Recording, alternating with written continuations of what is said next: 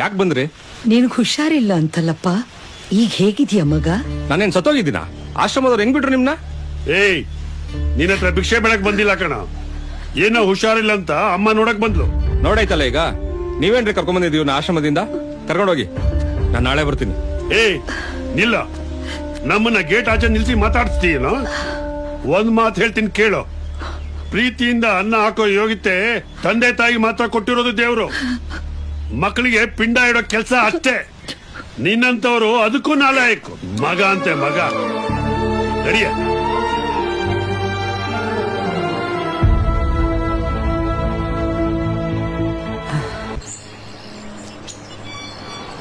ಏನಿದು?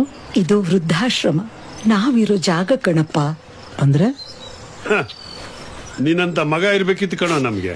ಆಗ ಇಲ್ಲಿಗೆ ಬರೋ ಪರಿಸ್ಥಿತಿನೇ ಇರ್ತಿರ್ಲಿಲ್ಲ. ನೀನ್ ಮಾತ್ರ ನಿನ್ನ ಅಪ್ಪ ಅಮ್ಮನ್ನ ಇಲ್ಲಿ ಬಿಡ್ಬೇಡಪ್ಪ.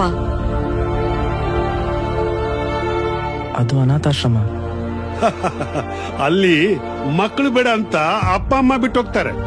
ಇಲ್ಲಿ ಅಪ್ಪ ಅಮ್ಮ ಬೇಡ ಅಂತ ಮಕ್ಕಳು ಬಿಟ್ಟು ಹೋಗ್ತಾರೆ.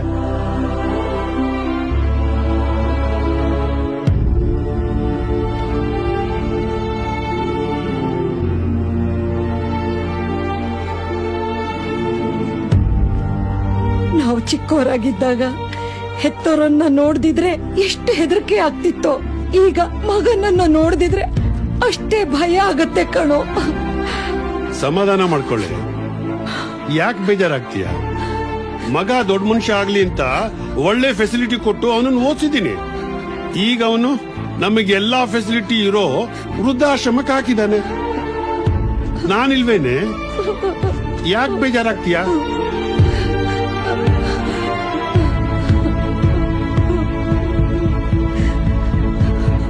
ಮರಿ, ನಿಮ್ಮ ಅಪ್ಪ ಅಮ್ಮ ಎಲ್ಲಿದ್ದಾರೆ?